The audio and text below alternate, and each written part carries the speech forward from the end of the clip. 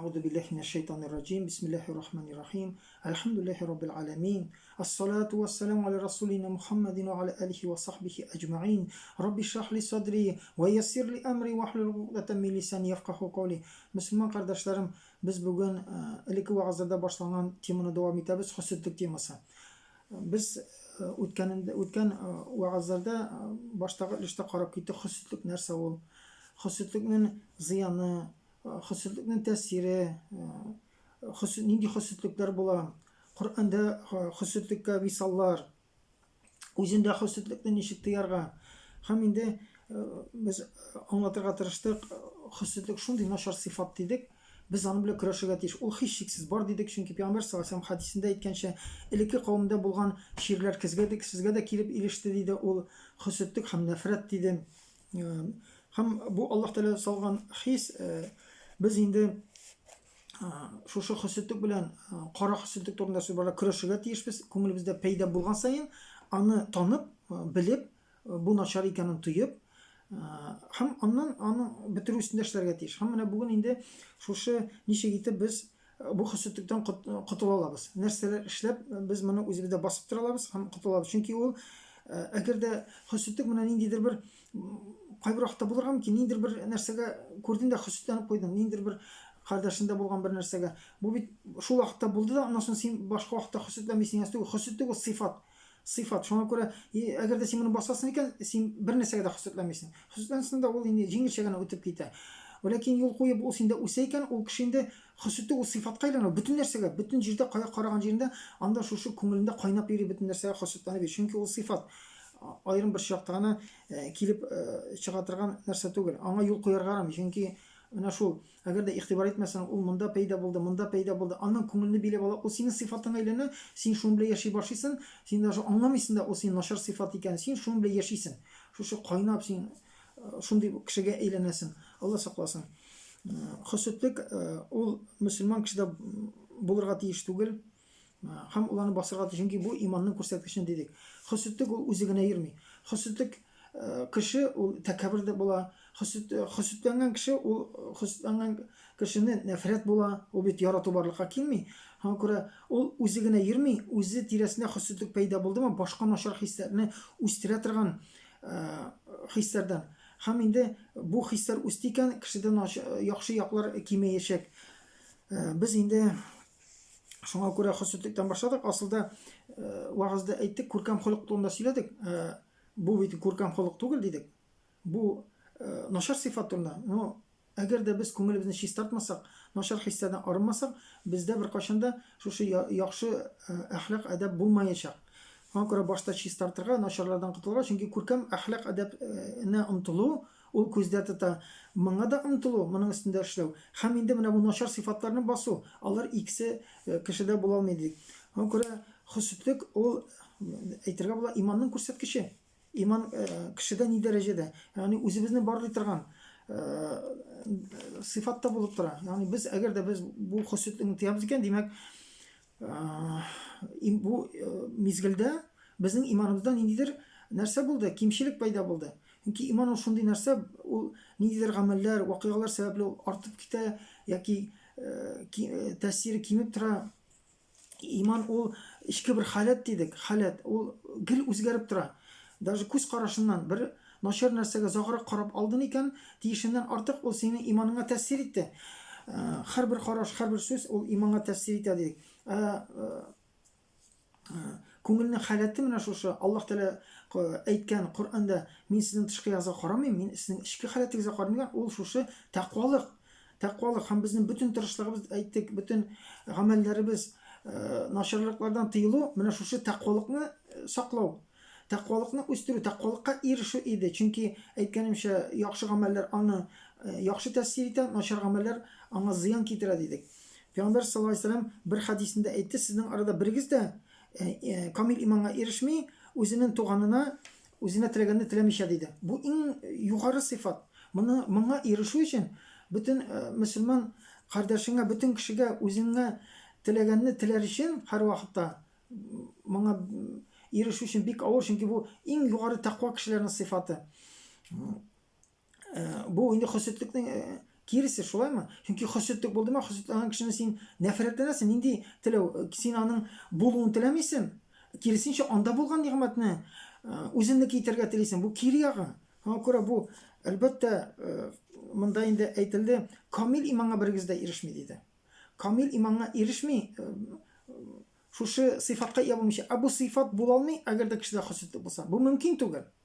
Икенче бер хадисендә әйтте, берегез дә җәннәткә кирми диде, иман китермичә. Берегез дә шушы иманга ирешми, үзенең дин кардәшен яратмыйча диде. Шушы сыйфат булмыйча. Аннан соң инде әйтте, сезгә шушы хисне урнаштыра торган, пайда була торган нәрсәне өйрәтимме, бер-берегезгә сәлам бирегез диде. Монда да Пәйгамбәр саллаллаһу алейһи ва саллям әйтте, бу инде иманга ирешми дигәндә, камил иманга ирешми. Ягъни җәннәткә кертә торган иманга ирешми. Бу кимчелекле иман, ниндидер газапларга яки сәбәп була торган иман, бу бөтенләй имансыз дигән сүз түгел, ләкин бу беркемдә турыдан-туры җәннәткә кирә алмый. Менә шушындый дәрәҗәдәге иманга ирешмичә.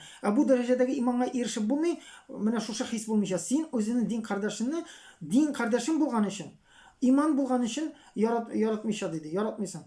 Хөсетләнгән кеше нинди ярату? Ул киресенчә нәфрәтле була. Шуңа күрә хөсетлек була торып, бернинди камил иманга ирешеп булмый. Шуңа күрә бу бик начар хис дидек, башка хисләргә үстерә торган. Алла сакласын. Инде тақвалык ул шундый нәрсә, ул ичке халат дидек. Менә тақвалык үскән саен кешенең яхшы сыйфатлары да камил була. Чөнки тақва кем ул? Тақвалыкның нигезе Аллаһтан курку хисе. Менә шушы хис үскән саен кешедә яхшы сыйфатлар, әхлак адаб сыйфатлары пайда була. Аллаһтан курку сәбәпле ул тәрбияләнә. Менә шушы ишендәге тақвалыгы менә шулай тәэсир итә, аның күз карашына, хәрәкәтенә. Тақвалык инде ул күңелдә бар икән, ул бәреп чыга. Нәрсә белән? Күз карашында, киенүендә, сөйләшүендә, уй фикерләрендә. Һәм киресенчә тақвалык түбән икән, инде шулай ул бәреп чыга. Начар сыйфатлар күренә башлый, начар сыйфатлар үсеп чыга. Булар тақвалык һәм хөсетлек, алар бергә була торган сыйфатлар түгел. Тақвалык кешегә нәфрәт шулай бергә була алмый. Тәкәбберлек иман белән бергә була алмый. Бу бөтенләй тәкәбберлек мөселман кешегә дә булмый торган хисләрдә, бөтенләй булмый торган хисләрдә. Шуңа күрә мөселман кардәшләрем, без белергә тиешбез. Димәк, хөсетлек бер яктан юл куясын икән, бу иманны юкка чыгара. Бу иманның күрсәткече, иманның юк дигән сүз. Һәм киресенчә, әгәр дә хөсетлек бар икән бездә, буны көрәшү өчен иң беренче чиратта тақвалыкны арттырырга тиешбез. Башка чаралар белән, башка изгелекләр белән Аллаһ Тәгаләгә мөрәҗәгать итеп һәм тақвалыкны арттыра торган сәбәпләр әлбәттә Коръан белән вагазлану. Коръан аятларын укып, бу мәсьәләгә кагылышлы хадисләрне укып, шушы Аллаһтан курку хисен үстерү. Чөнки тақвалыкның нигезе Аллаһтан курку хисе. Без кайбер вакытта кешеләрнең тышкы гамәленә карап бәя бирәбез бит. Менә тақвалыкның иманның күрсәткече гамәл дидек. Һәм күрә гамәл күрәбез икән, кемдә 5 вакыт намазга йөри, матур итеп сөйләшә, күркәм, үзенең тотышы, киеме бөтен ягы әйбәт. Без әйтәбез, кара нинди тақва. Тақва нинди? Тақва кеше дибез. Тақва мөселман дип аңа сокланабыз. Һәм бәя бирәбез. Бу тақва. Тақвалыкның күрсәткече. Һәм киресенчә ниндидер гөнаһлар эшләгән икән, яки башка кимчелекләре бар икән гыйбадәтләрендә, без әйтәбез, моның иманда кимчелек бар. Без бит күрмибез аны эчендәгесен. Һәм күрә Аллаһ Тәгалә күрүче. Монда ялгышырга да мөмкин дидек, чөнки кайбер вакытта бу гамәлләр Аллаһтан курку, тақвалык сәбәпле түгел. Ниндидер башка дөньяви сәбәпләр дә булырга мөмкин.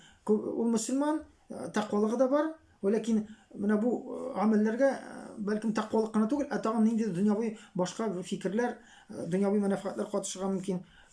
Шуңа күрә инде мөселман кардәшләрем, шулай ук холыкта иманның күрсәткече булып тора. Шуңа күрә күркәм холыкны күрсәк берне, кара нинди тақва мөселман, нинди күркәм мөселман дип әйтәбез. Һәм холыксызны күрү белән, холыксызлык бер сыйфатын күрү белән бу кешенең бәясе шулай була. Без тақвалыгын, иманны бәя шул бирә. Кеше кайбер вакытта булырга мөмкин, син йөрисең мәчеттә дә, сөйләшкәндә дә бик әйбәт, холкы да әйбәт, урамда, эштә кешеләр соклана холкына.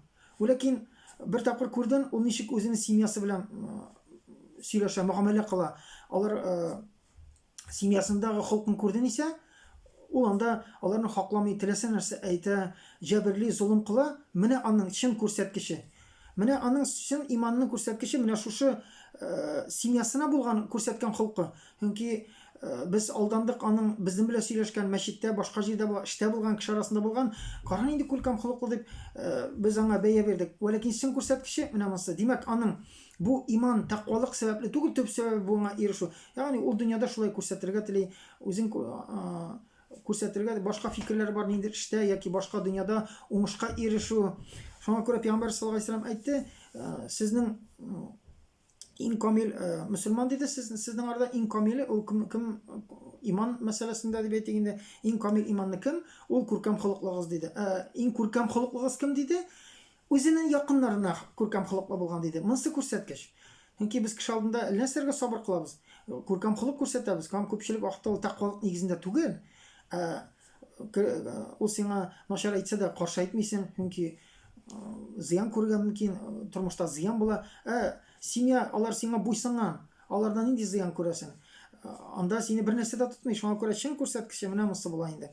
Шуңа күрә мөселман кардәшләрем, Аллаһ Тәала камил иманга, камил тәкъвалыкка, камил күркәм әхлак сыйфатларына ия булырга насыйп әйләсен.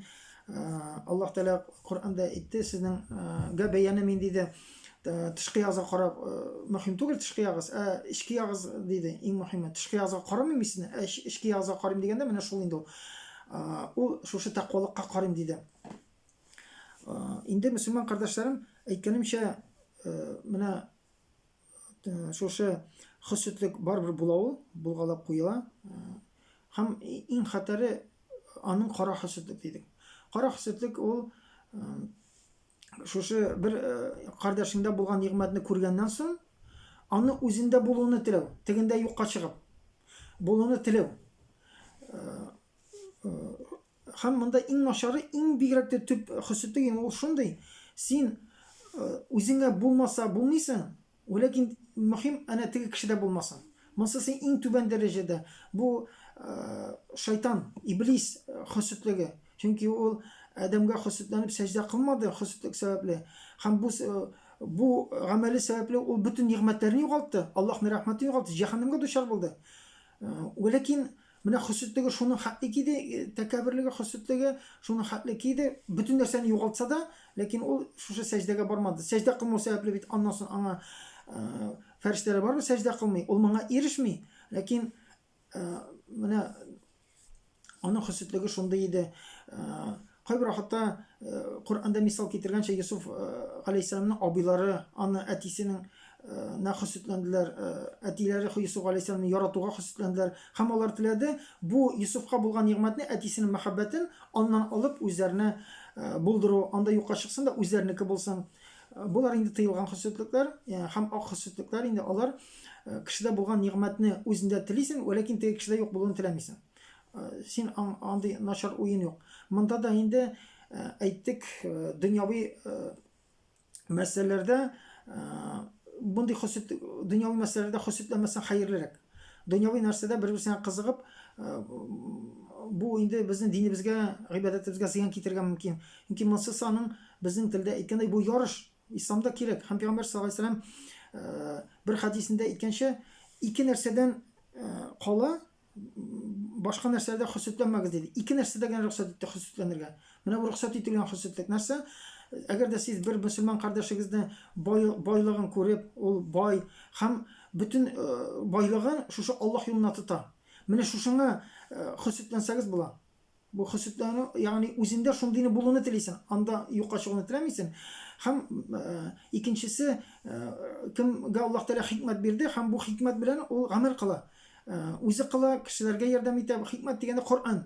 Коръәнне укый, Коръән буенча галим, Коръәнне белә, үзе шуның буенча яши, һәм инде шуны кешеләргә дә җиткерә. Менә мондый кешегә хөсетләнергә була, бу ярышка китерә. Бу ярыш. Син шуны телисең үзеңә, һәм бу сиңа ниндидер алга баруга, үсәргә этәргеч була. Шундый кешеләрдән башка диде, кызыкмагыз диде, хөсетләнмәгез диде башка кешегә диде. Мәгәр дөньяви мәсьәлә дә шушы хөсетләнү, ак хөсет белән шуны теләү, бу инде әгәр дә кулда тота алмасаң, бу инде барбер дөньяга кирип китәргә, шул сәбәпле гыйбадәтләреңә зыян килә, ниндидер изгелекләр кылмыйча каласың, барбер зыянсыз калмый. Аллаһ Тәала инде ялгышлыклардан үзе сакласын дидек. Шуңа күрә, әгәр дә без хөсетлекне тойган вакытта, без аны тоячакбыз, ничек котылырга соң? Ничек шушы үзебездә тәрбияләргә күркәм әхлак адәп сыйфатын бу мәсьәләдә хөсетле булмауны. Без әйттек, хөсетлек белән тәкъвалык бергә түгел дидек. Бергә була алмый. Шуңа күрә кешедә хөсетлек үсте икән, димәк аның иманында, тәкъвалыгында кимчелек бар. Иманында кимчелек бар. Зәгыйфлек бар. Һәм хөсетлек беткән саен бу иманның күрсәткече булып тора. Шуңа күрә килеп чыга, әгәр дә без тәкъвалыкны үстерсәк, алар бер-берсенә тәэсир итә, ул инде бу хисне басырга сәбәпче булачак. Чөнки яки хөсетлеккә юл куясын икән, ул иманга кимчелек китерә, һәм киресенчә иман зәгыйфләнсә дә, бу мондый начар сыйфатлар бездә өстен була. Һәм әгәр дә тәкъвалыкны без үстерәбез икән, ул хөсетлекне җиңәргә ярдәм итәчәк. Тәкъвалыкка кешене нәрсә китерә соң? Ул Аллаһтан курку хисе дидек. Һәм Аллаһтан курку хисе кайчан пайда була? Нәрсә сәбәпче кешегә шушы Аллаһтан куркучы булырга? Бу Аллаһ турындагы гыйлем, иң зур гыйлем, Аллаһ турындагы гыйлем. Бүген нәрсә күпчелек вакытта кешеләр дә шушы тәкъвалык юк. Алар Аллаһ турында белми, Аллаһның сыйфатларын белми, аның турында уйламый, шушы гыйлем турында, Аллаһның сыйфатлары турында белми, кыямат көне турында белми, Аллаһ каршына басып, Аллаһка хисап тотасын турында уйламый, һәм Аллаһтан тиешле дәрәҗәдә курку юк. Шул сәбәпле Аллаһны аңламау сәбәпле, Аллаһны тиешле дәрәҗәдә белмәү сәбәпле, һәм менә бу Аллаһтан курку хисе тиешле дәрәҗәдә була алмый. Шуңа күрә инде әлбәттә менә бу Аллаһның сүзләре, бу мәсьәләгә кагылышлы, хадисләре, Пәйгамбәр саллаллаһу алейһи ва саллямның безгә тәэсир итәргә тиеш. Шуңа күрә Коръәндә дә Аллаһ Тәала мәсәлән Ниса сүрәсендә катгый итеп әйтте. Берегезгә биргән өстенлек не үзегезгә теләмәгез диде Аллаһ Тәала. Ягъни берегез өстенә, икегез арасында берегезгә биргән өстенлекне Аллаһның үзенең нигъмәтеннән, рәхмәтеннән биргән өстенлекне диде, нигъмәтне үзегезгә теләмәгез, хөсетләнмәгез диде Аллаһ Тәала. Теләмәгез, чөнки хөсетлек ул теләү, шул нигъмәтне үзеңә теләү. Аннан инде Аллаһ Тәала әйтә, ирләргә үзләре кәсеп кылганнан биреләчәк, һәм инде хатын-кызларга шулай ук үзләренең кылган гамәлләреннән биреләчәк диде.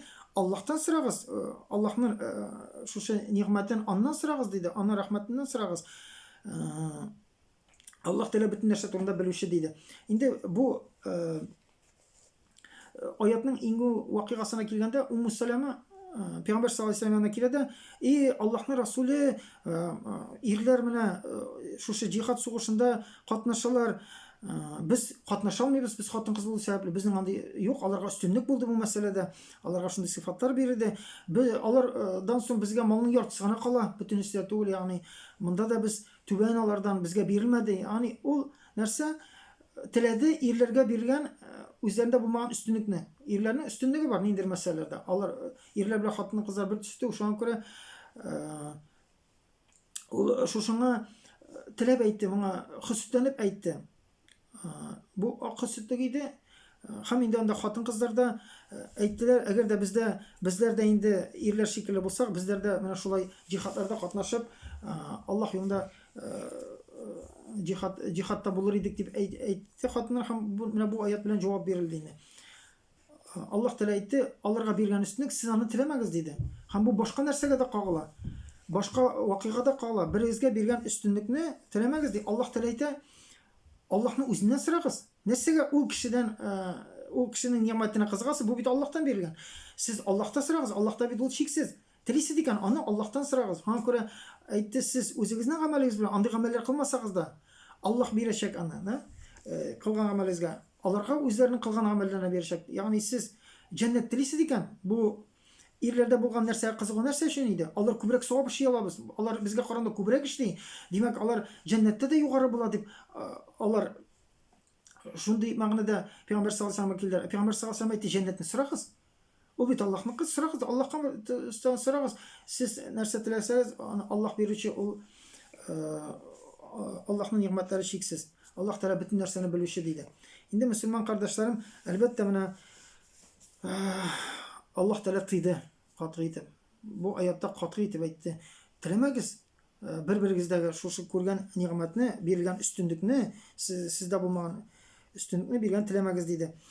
Һәм инде шулай ук Аллаһ Тәала шул ук Ниса сүрәсендә 54-нче аятта әйтә, ул кафирләр турында сөйләгәндә, Аллаһ Тәала алар турында сорау белән әйтә, Аллаһ Тәала алар ди, Аллаһ үзенең рәхмәте белән, үзенең ниғмәтеннән бирелгән ниғмәткә хөсүдлек кылалармы диде.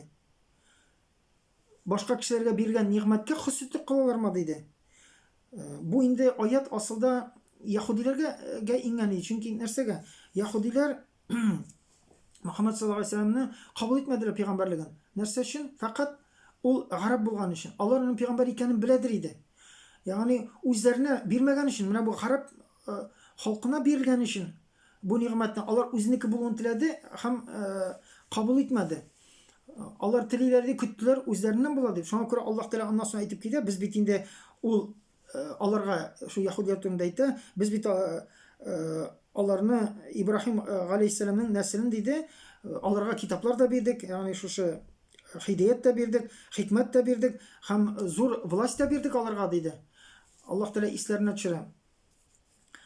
Ягъни Ибраһим галәйһиссәлам алып Мөхәммәд саллаллаһу алейһи ва сәлламга хәтле бөтен пәйгамбәрләр яһудиләрдән булды. Аллаһ Тәала исләренә төшерә. Biz аларга биргән идек, бу нинди өстенлекләр биргән идек үз вакытында. Пәйгамбәрләр бирдек, китаплар бирдек, хикмәт бирдек, аларга власть бирдек, шундый зур ди. Алар шушы бүгенге көндә гарәпләргә биргән бу ниғмәткә хөсүдлек кылармы? Һәм алар белә торып, пәйгамбәр саллаллаһу алейһи ва сәллям пәйгамбәрлеген белә торып, нәрсә сәбәпле? Хөсүдләнү сәбәпле. Менә гарәпләргә бирелде, безгә бирелмәде. Фақат шуның өчен Мөхәммәд саллаллаһу алейһи ва сәлламны инкар иттеләр. Аңа каршы чыктылар, аның дошманы булдылар. Шуңа күрә Аллаһ Тәала шулай дип әйтә. Һәм инде аннан соң менә бу аятның ахырында карап китсәң әйбәт. Аннан аятлар китә Аллаһ Тәала. Аллаһ Тәала әйтә, алар арасында бар ди.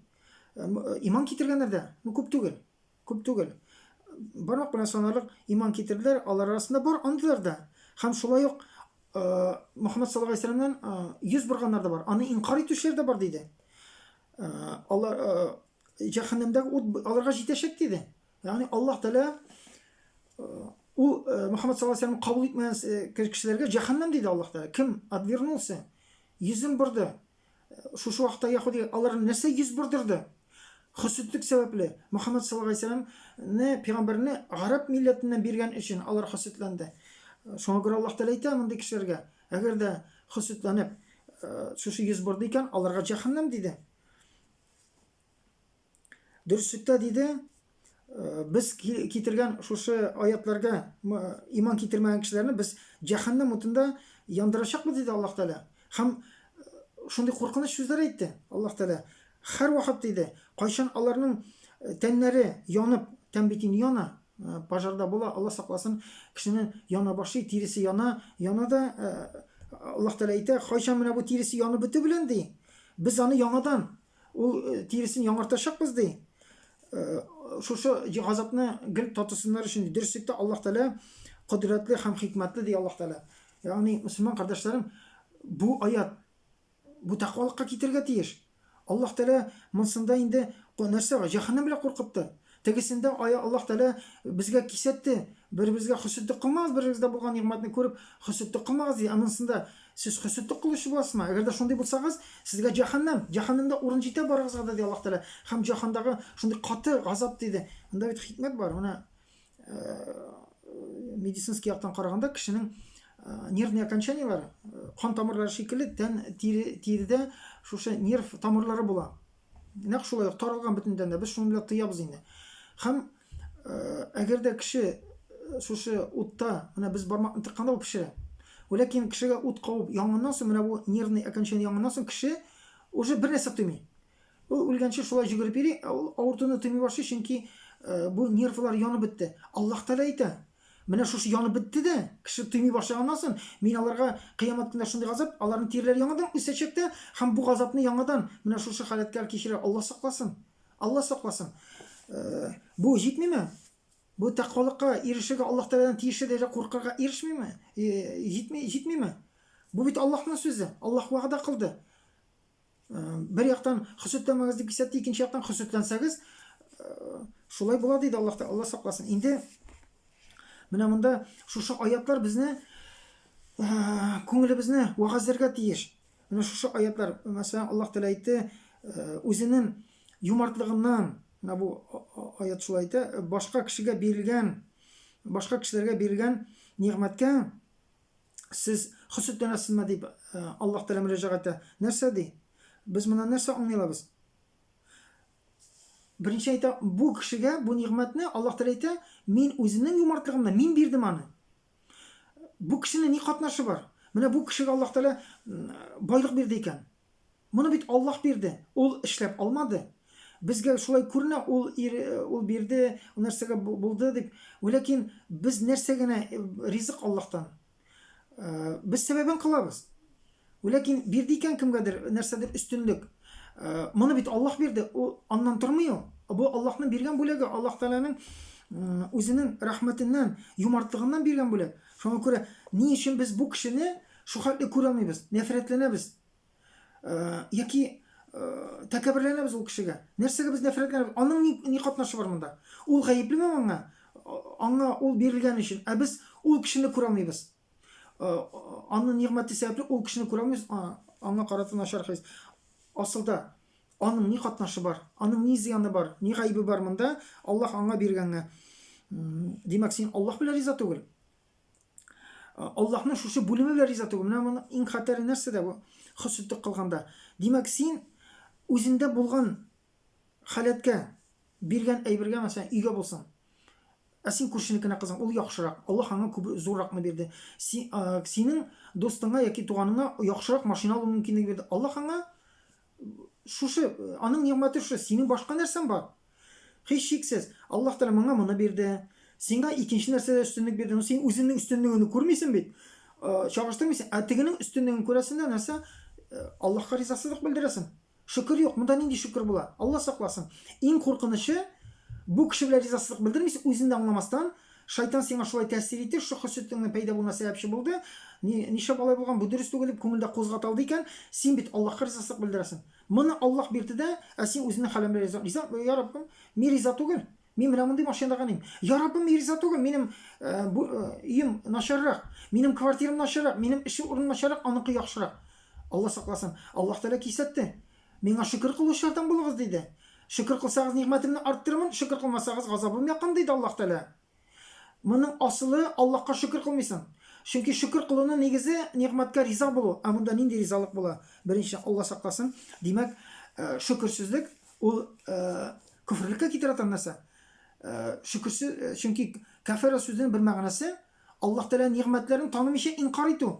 Биргән нигъмәтләргә ризалашмау, бу тоже күфрлекнең бер төре. Ягъни Аллаһ китергән нәрсәне кабул итмисең һәм Аллаһның биргән нигъмәтләренә шөкер кылмыйсың. Кабул итмисең бу биргән нигъмәтләргә шөкер кылмыйча ризасызлык белдерәсең икән, бу да күфрлек. Алла сакласын. Менә аның куркынычлы нәрсәдә.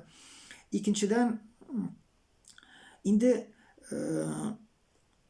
сез аны булай дип уйлап утырдыгызны, хөсетләнеп утырмадыгызны, сез аны ала алмыйсыз барбыр. Үзендә булуны теләдеңме, аннан китүне теләдеңме, син аны аннан җибәрә алмыйсың. Аллаһның рөхсәт бирмәсә, чөнки хөсетлек сәбәбе кеше бу кешегә зыян китергә мөмкин. Бу нәрсәне бетүен теләргә мөмкин. Ләкин аны бирүче дә Аллаһ, аны алучы да Аллаһ. Син бер нәрсә эшли алмыйсың. Әгәр дә Аллаһ моңа юл кылмаса, рөхсәт бирмәсә, һәм ул даже ул кешедән бу нигъмәт югалтса да, әле сиңа килә дигән сүз түгел. Анкара бөтен нәрсә Аллаһның рөхсәте белән. Димәк, синең бу хөсетләнеп утыруың, бу борчылып, җыкмамыйча күңелендә шу халәттә булу, ул бер нәрсәгә китерми. Бөтенесе Аллаһ кулында. Өченчедән, аят ахырында без әйттек, Аллаһ Тәгалә нәрсә ди? Аллаһның нигъмәтләре чиксез бит. Нәрсә ул кешенекенә хөсетләнәсең? Җитә Аллаһның чиксез нигъмәтләре арасында, Аллаһның мөмкинлекләре арасында сиңа да шуны ук бирә. Сора Аллаһтан, нәрсәгә ул кешегә хөсетләнәсең? Нәрсәгә аңа игътибар итәсең? син Аллаһ Тәгаләдән сора ди. Инде менә монысы үзенне шулай вагазлау. Шулай итеп берәр кешедә нигъмәтне күргәндә менә шундый фикерләр белән үзенне тәрбияләү, бу хөсетлекне басу. Ягъни беренчесе дидек, ул нигъмәт Аллаһ Тәгалә тарафыннан бирелде һәм ул кешенең гаебе юк. Аны күрә алмыйча нәфрәтләнеп, аңа хөсетләнеп утырасың юк. Аны Аллаһ бирде, аның бит гаебе юк. Икенче яктан, син моны белән Аллаһка каршы барасың, Аллаһның сиңа биргән нигъмәтен кабул итмичә ризасызлык белдереп, син инде Аллаһ сакласын, зур гөнаһлы буласың һәм әле шушы динеңдә югалтырга мөмкин. Икенчедән инде әйткәнебезчә, син моның белән фақат үзеңә зыян китерәсең. Ин булай итеп хөсетләнеп утырып, ул нигъмәтне аннан бетерә дә алмыйсың. Һәм әле аны анда юкка чыкса, ул сиңа пайда була, синдә була дигән сүз түгел, бөтенесе Аллаһ кулында. Өченчедән, Аллаһ Тәгалә әйтә, ташлагыз моны. Сорагыз Аллаһтан, телисез икән, ошады икән. Аллаһ Тәгаләдән сорагыз, Аллаһ Тәгалә нигъмәтләре чиксез ди. Аллаһ Тәгалә бөтен нәрсәне белүче диде. Инде хөсетлекнең бер төре бу булмаса хәерлерәк, бу дөньяви мәсьәләгә хөсетләнү. Монысы инде бөтенләй кемнеңдер өенә, машинасына, башка нәрсәсенә хөсетләнү. Монысы дөньяви әйберләр, дөньяда кала торган. Һәм без моны хөсетләнгән әйберне без кызыгабыз, безгә ул мөһим шикелле тоела, без аны үзебезне тәрбияләп, бу мөһим түгел, бу дөнья вакытлыча. Бу кызыккан әйбер вакытлыча, ул бүген бар, иртәгә юк. Аллаһ хозурындагы нәрсәләр өстенрәк. Шуңа күрә бер вакыт Пәйгамбәр саллаллаһу алейһи ва саллям базарда үзенең сахабалар белән барганда бер үле кәҗәбәти дип әйтәләр. Бәти, кәҗәбәти күрде, үле туган да үлгәндер инде. Инде сасы искилә, анда тиз сасы инде. Ул аны байтып колагыннан гына күтәрде дә сахабаларына мөрәҗәгать итеп, кем моны миннән 1 дирхамга сатып ала диде. Алар әйтте, без аны, я Расулилла, без аны бернинди акчага да сатып алмыйбыз. 1 дирхам түгел, без аны тиңгә дә сатып алмыйбыз диде. Бәлкем диде, бушка биргәнне телисездер. Менә бушка биргәнне телисез, бүләк итеп биргәнне телисездер диде. Сахабалар әйтте, Аллаһ белән итеп әйтәм, ул әйтәбез, ул исән булса да бу бәти безгә кирәк түгел. Бушка да тиңгә дә, чөнки әле ул туган, аның бернинди файдасы юк. Беркемгә кирәк түгел бу. Үлесе тем более инде кирәк түгел. Һәм күрә без аны исән булса да без аны алмыйбыз да, бүлеккә дә алмыйбыз диде. Шунда Пәйгамбәр саллаллаһу алейһи ва саллям әйтте, менә диде, сезнең дөнья диде, Аллаһ каршында бәясе менә моннан да түбәнрәк диде. Сезгә менә бу ничек нәфрәтле, бу кирәк түгел. Менә бу бәти. Дөнья Аллаһка шулай диде, игътибарсыз диде. Бу инде дөнья мөһим түгел дигән сүз түгел, нәрсә диде? Кемдә кем дөньяга игътибар итеп, дөнья белән яши икән, Аллаһны оныта икән, дөньяга игътибар итте икән, аның бу ирешкән уңышлары, бу гамәлләре бәхәс юк Аллаһ каршында. Һәм күрә Аллаһ Тәгалә бу дөньяда бит без кешегә бәя бирәбез. Менә ул анда памятниклар куялар, ул герой булды, ул зур заводны җитәкләде, ул шундый дәрәҗәгә иреште дип кешеләр аңа бәя бирәләр. Бу мөһим булып санала. Ләкин бу кешеләр күздәгәннән Пәйгамбәр саллаллаһу алейһи ва саллям әйтте, Аллаһка сезнең бу дөньяда бу ирешкән нәрсәләрегез, салган өйләрегез, яхталарыгыз, машиналарыгыз, аның бөтенләй бәхәсе юк. Ул исәпкә дә алынмаячак, игътибарсыз диде. Мондый кешенең дөньяда ирешкән уңышларына диде. Ләкин бу дөньяны ташлагыз дигән сүз түгел. Һәм күрә гыйбадәткә зыян китермичә, ислам ягында безнең дөньяга карата бурычларыбызны үтәсәк, монысы бит үстә бурыч, шулаймы? Дөньяда нәрсәгәдер ирешү, балаларны тәрбияләү, балаларны анда карау тиешләр, тәнебезне тәрбияләү. Әлбәттә, бу дөньяви эш, менә бу динебезгә зыян китермәгән рәвештә шәригать рамкасында монысы рөхсәт ителгән. Инде менә шушы пәйда булды ди. Бу хис пәйда була. Шуннан нишләп була? Бик тә яхшы киңәш инде галимнәрнең әйткәненчә, бу кешегә шушы кызыккан әйберенә үстерергә ярдәм итү яки дуга кылу. Мәсәлән, машинасына кызыктың. Ну җиңә алмыйсың бу хисне. Менә кайткан саен туганың кайтты. Ошый ул сиңа. Ошый хөсетләнәсең, кара хөсетлек белән. Кара хөсетләнәсең, ничек басыргансың менә булмый бит инде, беләсең, начар икәнен беләсең.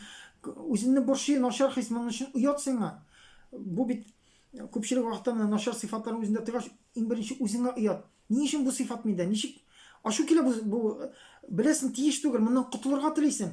Ничек менә булай? Ничек менә бу мөселманга карата менә бу күңелендә ашу бар? Дөрес, ул миңа нәрсәдер эшләде. Ничек кенә басырга соң? Ничек бетерергә? Бетми бит. Яки хөсетлек барлыкка килде. Үзен аңлыйсың да. Әйтәм бит, кайбер вакытта үзен сүгәсең. Нәрсәгә бу миндә бар? Ничек моны бетерергә? Ашуланасың шул хискә.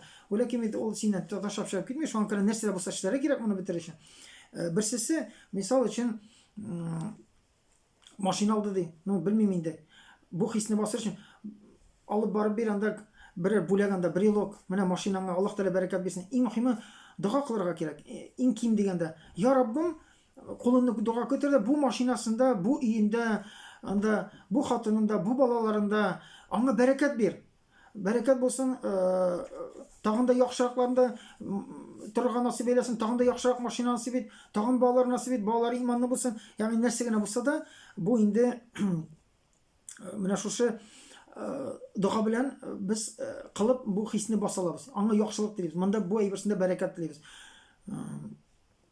Ниндидер сәүдә мәсьәләсе, син кызыгасың, аңа сәүдәсе бар икән, син хөсетлек бар икән, ниндидер бер ярдәм күрсәт аңа. Шушы мәсьәләдә тагын да югарак дәрәҗәгә ирешергә. Шул вакытта инде иншалла әкренләп ул үтеп китәчәк. Иң мөһиме дуга. Дуга кыласың, бетми. Дуга кыласың, бетми. Ну, беткәнче кылырга кирәк. Бераздан ул бетәчәк. Һәм күрә дуга кылып карыйсың, бу әйберләрне кылып карадың, юк, булмый, үтми түгел, ә башка юлы юган. Ягъни шушы даим дугада булу. Хәм борчый башлаган, я Раббым, моңа байлык бир, тагын да күбрәк байлык бир, балаларына бәрәкәт бир. Я Раббым, аңа тагын да зур гыйлем бир, гыйлеменә кызыгасын икән. Малларын арттыр. Инде шулай ук истә торырга тиеш, бу хис начар, мин моны җиңәргә тиеш, һәм моны җиңсәм, мин зур әҗер савапка ирешәм. Чөнки бу да зур этәргеч булып тора. Без инде әйткәнемчә, бер яктан бу хис өчен куркабыз. Нәрсә? Аллаһ җәһәннәм белән куркытты. Бу хисне безнең халәтебезне биләп алса, җәһәннәмгә китәргә торган хис диде. Шуңа күрә бер яктан без куркып, Аллаһтан куркып моны басырга тырышабыз. Бу ярдәм итәргә. Кайбер вакытта инде икенче як белән, ягъни зур әҗер савап, моны җиңәсәк, без камил тәкъвалыкка ирешәбез. Безнең тәкъвалыгыбыз югары була, Аллаһ каршысында дәрәҗәбез югары була. Чөнки галимнәр әйткәнчә, бер тумыштан хөсетлек сыйфаты булмаган кешегә караганда, хөсетлеге булып, аны җиңгән кешенең дәрәҗәсе югарак диде. Ягъни әҗер савабы күбрәк, чөнки ул теге сыйфаты сәбәпле, аны бер нәрсә кылмады, анда хөсетлек юк. Инде кемдер менә моны басып, тырышлык куеп үтәде икән, аның өчен бик зур әҗер саваплар була, иншалла. Инде хөсетле кешеләр бар, бу җәмгыятьтә бигрәк тә күп. Ничек итеп без хөсетлектән котыла алабыз? Хөсетле кешеләрдән саклана алабыз. Масасы инде беренчедән Аллаһ Тәгаләгә тәвәккәл кыла белергә кирәк. Хөсетле кешеләр бар, аны тоясың, кайбер вакытта керә, ул бит шагыла ул кешедән, ул сиңа төрттереп куя, үзе дә сизмәстән. Аның карашы икенче, ул сине сораштыра бу нәрсәдән. Ул бит кешенең халәте, шуңа күрә ул бит бу әйбергә хусустан, ул сине һәрбер нәрсәгә хусусына. Хөсетлек сыйфаты пәйда булдымы кешедә, ул һәр нәрсә шагылып торачак. Белден, әлбәттә без сакланырга тиешбез. Сакланырга тиеш, иң беренче ятта куркырга тиеш түгел инде. Чөнки ул асылда бу хөсетлек белән безгә зыян китерә ала да, дөрес беләбез. Һәм даже шулай булырга мөмкин, хөсетлек сәбәпле синдәге бу нигъмәтне юкка чыгарга мөмкин. Чөнки күз тиюнең түре бар дигән тәэсире. Ул хөсетлек дип атала. Без аны Фәләк сүрәсендә Аллаһ Тәгалә моның дугасын бирде безгә, саклана торган. Анда бар хөсетлектән безне, хөсетле кешеләрне зулымыннан сакла дип. Һәм инде без асылда гакыйда мәсьәләсенә белергә тиеш, ул кешедәге бу булган зыян безгә ирешә, әгәр дә Аллаһ рөхсәт бирсә. Шуңа күрә иң беренче чиратта без Аллаһ Тәгаләгә тәвәккәл кылырга тиешбез. Аллаһ Тәгаләдән ярдәм сорарга тиешбез. Бөтен нәрсә Аллаһның кулында. Аллаһ теләмәсә, 7 миллиард кеше безгә хөсетләнеп утырса да, бер зыяны килми. Аллаһ юл куйды икән, ул зыян ирешәчәк. Шуңа күрә иң беренче чиратта без Аллаһка тәвәккәл кылдык, Аллаһтан сорадык, Аллаһка сыгындык. Һәм инде менә шушы дугалар белән Аллаһ Тәгаләгә мөрәҗәгать итәргә. Аллаһ Тәгалә бит Фәләк Нас сүрәсе бар. 11 аяттан тора икесе бергә. Бу инде ике сүрәдә кешегә җир йөзендә ирешергә мөмкин булган золымның бөтен төре үз иченә алган. Нинди генә сез золым күрсә, кешеләрдән булсын, җиннәрдән булсын, җанлы, җансыз булган мәхлукларның бар төреннән кешегә нинди золым килергә мөмкин, бөтенесе үз иченә алган. Шуңа күрә бу дуга белән куллану бу безне хөсетлектән дә саклый. Чөнки анда именно хөсетлектән саклый торган сүзләрем бар. Һәм инде хөсетле кешенең золымыннан диде. Ва мин шарри хасидин ида хасад диде Аллаһ Тәгалә. Иң соңында әгәр дә хөсетле кешенең начарлыгыннан саклы, әгәр дә ул хөсет кылса диде. Шуңа күрә Пәйгамбәр саллаллаһу алейһи ва сәллям пәйгамбәр була торып, кайчан менә шушы ике сүрә инде, Гайша абыз әйткәнчә, ул Аллаһка сыгына диде, фақат шу сүрә белән диде. Аңарчы без исламда бар бик күп дуалар бар. Төрле чиракларга бар. Тегеннән сакла, моннан сакла, шайтаннарның зулымыннан сакла. Ләкин Гайша абыз әйткәнчә, кайчан бу сүрә инде, Пәйгамбәр саллаллаһу алейһи ва сәллям бөтен элекке дуаларны калдырды да, фақат шушы сүрә белән Аллаһка мөрәҗәгать итә башлады. Чөнки ул Аллаһның бүләге. Аллаһ Тәгалә нәрсә ди? Әйтти, Мөхәммәд саллаллаһу алейһи ва сәлләмгә аның үзенең вакыйгасы бар. Шушы сихр сәбәпле Пәйгамбәр саллаллаһу алейһи ва сәлләмгә зыян килде. Ул сихр нәрсә кылды? Сихрны кылган кешенең нигездә асылда сихрга китерә торган, башка кешегә зыян китерә торган нигезе ул хөсетлек. Бу хөсетлек сәбәпле бу начарлыкны эшли. Шуңа күрә Пәйгамбәр саллаллаһу алейһи ва сәлләмгә дә сихр кылдылар һәм ул зыянын күргәч, Аллаһ Тәгалә бүләк итеп, менә бу сүрә инде ике сүрә. Һәм Пәйгамбәр саллаллаһу алейһи ва сәлләм нишедер үзе дә ятыр алдыннан Кул Хулла Фәләк Насны 3 тапкыр укып, кулына өреп, һәм инде бөтен тәнен сыпырып ятадыр иде. Ягъни шушы хөсетле кешеләрнең булган тәэсирен алып атау синнән. Ул бит хөсетле кеше сиңа өендә хөсетләнеп утыра, ул сиңа тәэсир итеп тора. Монсы синде күз тию темасында аерым бер вагызга шарак ничек тәэсир итә, нинди усул белән ул тәэсир итә. Шуңа күрә бу дуга кылу белән ул синнән алып ата. Менә бу дугаларда Фәләк Нас сүрәсендә әйтелгән бөтен зулым сиңа килде икән, син күрмисең аны, ниндидер зулым тәэсир итә сиңа, тәэсире бар. Һәм бу дуга белән ул аны үзеннән алып ата. Чөнки иртә белән көне буе йөрисең, һәм булар сиңа юнәлде. Хөсетлектәр, башка шунда булган зыяннар, мәхлуктан булган, тере булмаган затлардан, җиннәрдән. Һәм кич белән ул аны нәрсә шушы дуга белән үзен сыпырып, бөтенесен үзеннән алып ата иде. Ул бит инде ниндидер бер укып куйдың гына түгел, ул тәэсир итә торган дугалар. Ягъни безнең тирәкне чистарта торган. Шуңа күрә мөселман кардәшләрем, инде менә бу шушы хөсетлектән саклану сәбәпләре һәм иң мөһиме. Пәйгамбәр саллаллаһу алейһи ва сәлләм хадисендә дә әйтте, үзегезнең бер ниятләгән эшегез булсын. Ягъни эшләп торган эшегез булсын. Аны яхшы ахырын теләсәгез диде, тәмамлануын башлаган эшне яки ниятләгән эшегезнең ахырына барып чыгуын теләсәгез диде, сез аны яшерегез диде. Чөнки һәрбер шушы нигъмәткә ия булган кешенең хөсетләнүчесе булачак диде. Бу мөмкин түгел. Сынау йөзеннән хөсетләнүч һичшиксез булачак диде. Шуңа күрә кайбер вакытта кешеләр ниндидер планнар кора, кибет яшәм яки теген эшлим, моны эшлим, менә моны эшләргә ниятләдем, ис алырга ниятләдем, бөтен кешегә сөйләп йөри, мактана, проектларын күрсәтә, сөйләп йөри, кешедә әле салынмаган нәрсәгә хөсетлек кылынды. Чөнки менә күз тиюнең ул төрендә, хөсетлектә бу төре булачак нәрсәгә күз тияргә мөмкин. Синең планнарыңа күз тияргә мөмкин һәм шушы тәэсир сәбәпле синең бу эшең барып чыкмаска мөмкин. Әгәр дә Аллаһ Тәгалә инде ниндидер киртәләр куймаса. Чөнки бу шундый тәэсирле әйбер. Шуңа күрә Пәйгамбәр саллаллаһу алейһи ва сәлләм киңәше, үзегездә булган Аллаһ бер нигъмәтне бирде икән, мөмкин хәтта аны яшерергә тырышыгыз диде. Яшерергә тырышыгыз диде. Шуңа күрә ниндидер бер башлаган эшне ахырга хәерле булып бетен теләсәгез, яки ниятләгән эшегезнең тормышка ашуын теләсәгез диде, нәрсә? Ул эшне яшерегез диде. Мөмкин хәтле яшергән хәтле яшерегез диде. Чөнки һәрбер шушы нигъмәт иясенең үзенең хөсетләнүчесе була диде. Менә бу иң төп сәбәпләрнең берсе, саклап булмый. Бүген киресенчә, кешеләр бер эшне ниятләгәч, аны сөйлиләр, игълан итәләр, интернетка куялар, булган әйберләр белән мактаналар, Инстаграмга куялар, күршесенең кайткан яхшы машинасына ятып төште, аның ниндидер бер бала вакытта бергә үскән дусты бар иде, керде дә күрде. Менә ул нинди дәрәҗәгә ишкән, ул бит аның машинасы дип белә. Ниндидер күршенең өендә төште, кайдадыр ял йортында төште, ул бара алмый. Ул анда хөсетлек пәйда булды.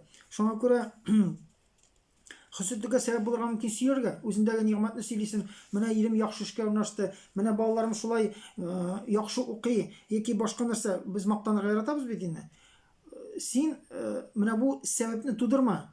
Иң мөһиме, инде хөсетлек кеше хөсетләнергә нигез калдырма, ул сәбәпне без тудырабыз. Шуңа күрә әйткәнемчә, бу хөсетлек тәэсир итәргә мөмкин булган әйбергә дә, даже булачак әйбергә дә, син планнарыңа да хөсетлек кылынсам, һәм ул шуңа тәэсир итеп, аның ниндидер зыян кеше күрергә мөмкин. Иң мөһиме, үзендә Аллаһ бер нигъмәт бирде икән, аны мөмкин хәтле яшерергә кирәк, эштә булсын һәм башка нәрсәдә булсын.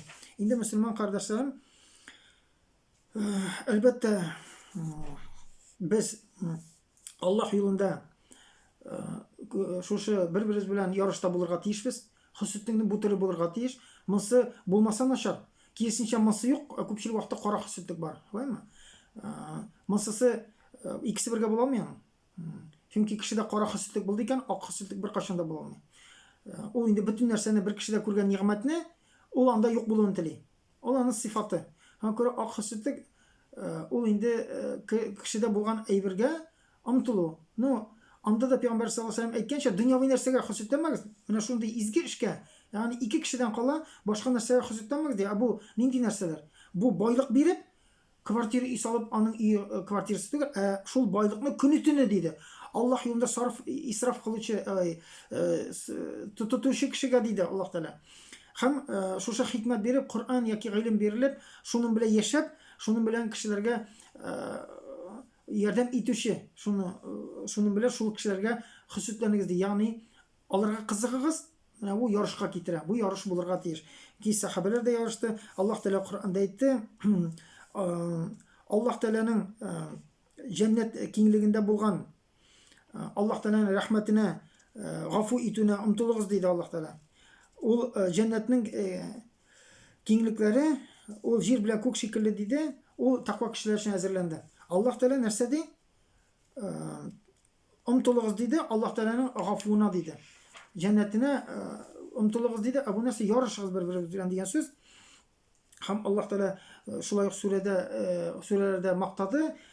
Изге кешеләр нинди сыйфат белән? Һәм алар диде, менә бу изгелеккә мөселманнар диде, омтылсыннар диде. Ярышсыннар бер-берсе белән бу нәрсәдә диде. Һәм күрә, әгәр дә бу хис юк икән, без кемдәдер күреп, шунда күңелебездә андый нәрсә үзебездә дә булуын теләмәсәк, бундый максат куймасак, бу омтылышка китерми. Бу сахабалар арасында да булды. Бер вакыт бер сугышка шушы акча кирәк иде, сугышка әзерләнергә кирәк, һәм бу инде зур сугыш ислам тарихында булган, һәм моңа әзерлек күп кирәк, атлар кирәк, корал кирәк. Шуңа күрә Пәйгамбәр саллаллаһу алейһи ва сәлләм бөтен кешегә игълан итте. Һәрберегез кулыннан килгәнчә менә шушы эштә катнашсын диде. Анда булды фәкыйрьләр, хатын-кызлар үзенең соңгы байлыкларын, балдакларын, алкаларын, нәрсә бар, шуны китерделәр. Кем нәрсә китер алды? Алып килделәр анда. Ризыктан булсын, соңгы ризыкларын алып килделәр. Шунда Умар разияллаһу анһу сөйнеп килде. Умар разияллаһу анһу Абу Бәкр белән гел узыша иде изгелектә. Ягъни күрәдә ул омтыла иде шундый булырга, һәм бу вакытта да Умар разияллаһу анһу кайтты да, хәзер Абу Бәкрне узам бу нәрсәдә дип, ул малын бүлде дә, ул фәкыйрь кеше түгел иде, бай кеше иде, ярты малын калдырды, алып килде. Алып килде, сөйнде, уздым диде. Уйлады, күңелдән шул вакытта Абу Бәкр килеп төште.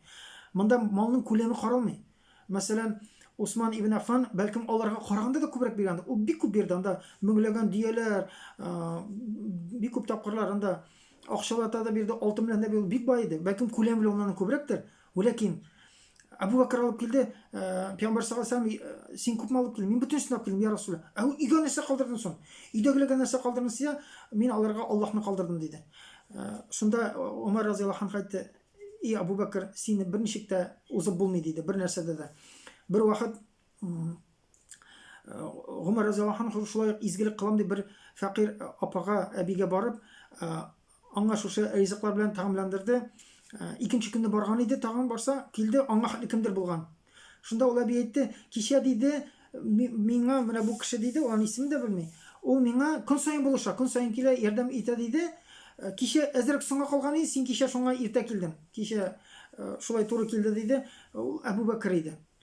Субханаллах. Һәм алар менә шулай изгелектә узыша иде. Һәм әгәр дә без менә бу ак хөсетлек булмаса, әлбәттә моңа омтылыш булмый. Шуңа күрә Аллаһ Тәала насыйп итсен, менә бу хөсетлегебез шушы ак хөсетлек булып, ул безнең тагын да изгелекләребез артуга, гамәлләребез артуга, иманнарыбыз ныгуга сәбәпче булсын. Шуңа күрә хөсетлекне аера белергә кирәк. Монсысы ярый, ак хөсетлек кирәк тә әле, һәм кара хөсетлек тыелган. Шуңа күрә ярышу, монда бит әле ярыша башладым, бар иде, бер көнне менә ул кара хөсетлеккә дә әйләнеп китәргә мөмкин. Шуңа күрә ярышу рөхсәт ителә. Кайчан? Әгәр дә беренчедән синең күңелеңдә ул кардәшендәге, син хөсетләнгән, омтылган кардәшендәге бу нигъмәт анда бетүен теләмәсәң. Беренчедән, чөнки булырга мөмкин, син инде кара хөсетлеккә күчтең. Кайчан күрәсен, анда ниндидер бер уңышсызлык булса, сөенә башласаң, башка шундый начар уйлар килсә, димәк син кара хөсетлеккә китеп барды. Икенчедән, бу ярыш рөхсәт ителә, яхшы була. Әгәр дә инде сез бер-берегезгә комачауламасагыз, кайчан бер-берегезгә комачаулый башласагыз, зыян китерә башласагыз, бу хәтта шулай ук тыелган. Шуңа күрә менә мондай ярыш булырга тиеш. Без дин юлында, изгелектә әлбәттә ярышырга тиешбез, бер-берегезгә үрнәк булырга тиеш. Аллаһ Тәала насыйп итсен. Менә мин инде шушы вагазларымда үземне һәм сезгә, үземгә һәм сезгә шушы хөсетлек турында җиткерергә теләдем. Инде ниндидер файдасы булсын, кимчелекләребез, хаталарыбыз булса, нәрсәне дөрес аңлатмаган булсам, үзем дөрес аңламаган булсам, Аллаһ Тәала кичерсен. Аллаһ Тәала гафу итсен. Безнең инде гыйлемебез дә тиешле дәрәҗәдә түгелдер. Бәлкем сүзләребез дә тиешле дәрәҗәдә әйтелмәгәндер. Шуңа күрә Аллаһ Тәаланы гафу сорыйбыз. Аллаһ Тәала һәрберебезгә күркәм әхлак сыйфатларына ирешергә насыйп әйләсен. Һәм шул сәбәпле бу дөньяда да яшәешебез белән, һәр гамәлебез белән без үрнәк буласак иде. Беренче чиратта сүз белән түгел, яшәешебез белән, күркәм әхлак әдәбез белән без исламны дәгъват кылучы ярдәм булсак иде. Чөнки әгәр дә тормышта булмаса, ислам кешедә күренмәсә, нинди генә матур сүзләр сөйләнсә дә, ул тәэсирле булмый. Шуңа күрә әйткәнемчә, үзебезнең яшәешебез белән, изгелегебез белән, күркәм әхлак әдәбебез белән без исламга дәгъват кылучы ярдәм булсак иде. Безнең яшәешебез дәгъват булса иде. Һәм инде бу дөньядан шушы югары дәрәҗәдә иман белән, тәкъвалык белән китеп, Аллаһ каршында да югары дәрәҗәгә ирешергә насыйп булсын һәрберебезгә.